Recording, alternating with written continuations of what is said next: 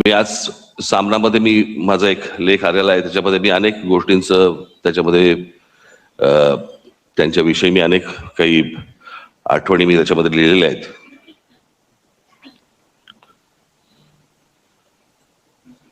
खरं तर त्या व्यक्तीला कसं पाहायचं हे अनेकदा माझ्यासमोर, किंवा त्या व्यक्तीला कसं मांडायचं हे माझ्यासमोर अनेकदा प्रश्न उभे राहतात.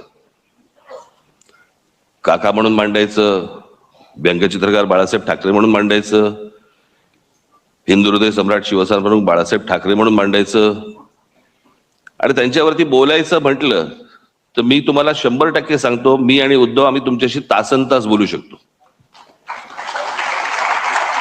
तासनतास. मी मागे त्यांच्यात एका तैलचित्राचं अनावरणाच्या वेळेला मी सांगितलं होतं की खूप किस्से असे आहेत त्यांचे मला सांगता पण नाही येणार, आणि न सांगण्याचं कारण म्हणजे भाषा.